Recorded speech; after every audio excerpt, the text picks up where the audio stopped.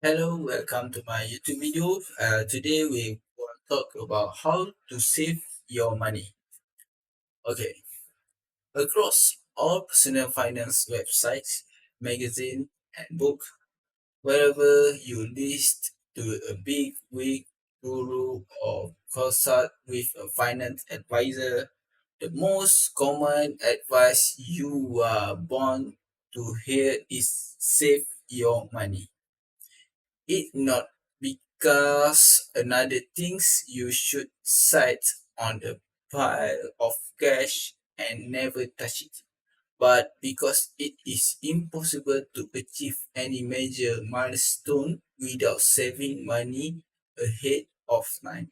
Okay, how to start saving money?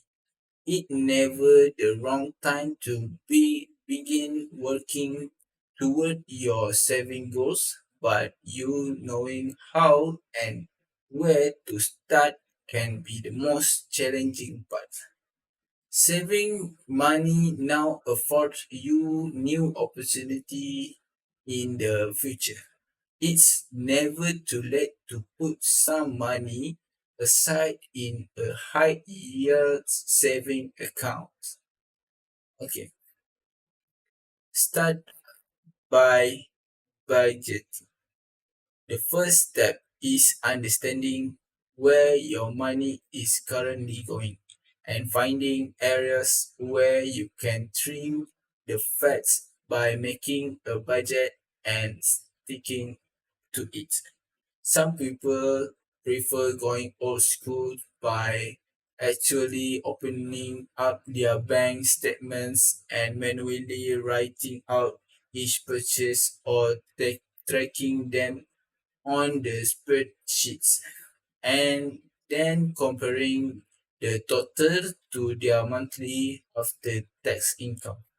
Another option is to get high tech by using an automated financial tracking service like Mint or you need a budget YNAB, where you can link your checking accounts and credit cards to your budgets so that every purchase you make is automatically counted.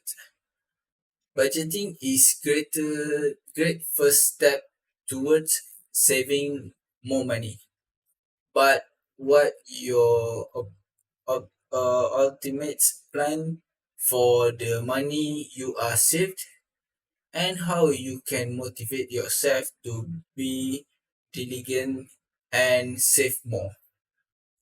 Many self find it's very important to set clean financial goal and save for specific expansions down the road, a down payment on the home, a college fund for your kids, a vacation to Hawaii, a season's worth of holiday gift for the family, and so on.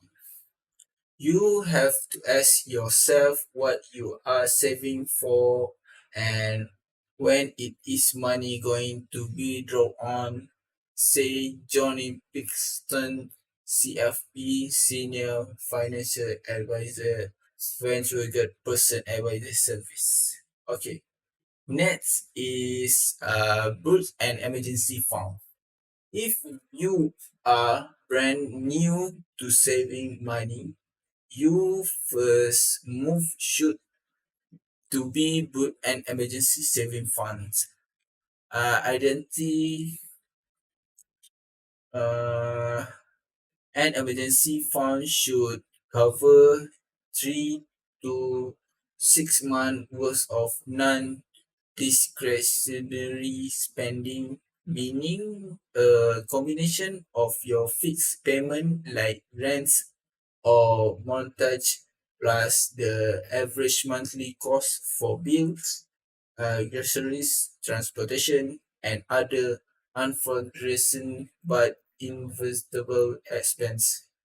Basically, to the total cost of all your needs and none your what you want. As for the to put that money, a high yield saving account is your best option because the interest that occur is typically higher than the normal bank account. An online saving account is also easily accessible but not too easy that it will be tempting to pull from the spend on non-necessaries. A great option is Alice High Yield Saving Account, which pay 0.6% as November 2020, has no monthly service fee, and it's completely online, which can help you avoid temptation to pull out any cash impulsively. Okay, your goal should be put around 10% of each payment into emergency fund until it's fully funded. But any amount higher than zero is good. An easy way to start getting in the habit of saving is to automatically send a manageable percentage of your income to a high yield saving account and then set the target goals of increasing the saving amount every few months. For example, you should rotate 3% of your monthly income into a saving account, then increase to 6% in the 3 months, and then up to 10% 3 months after that. Of course, depending on your income and budgets, you might be able consistently saving more than 10% and put up your emergency fund more quickly. Okay. An emergency fund is an essential part for everyone financial plan. Okay. Next is save your retirement. Do you work for full time? If so, it likely you have access to an employment sponsored retirement plan. Usually, a 401k funded their pre-tax dollar or Roth 401k fund with a post-tax dollars. If you are not currently contributing, you should basically be giving away free money. That's because in many instances, employee will offer a 401k match up a certainly percentage. The average was around 4.7% as of last year, meaning that if you deposit at least 4.7% of your payment into your 401k, your employer will also deposit an amount equivalent to 4.7% of your payment as well. Maxing around your employer's match is an easy way to multiply your money and save your retirement. Two-thirds of American with average 401k match doesn't take full advantage of that match, says Pilkington. Okay, that's all for me for this video. Thank you very much.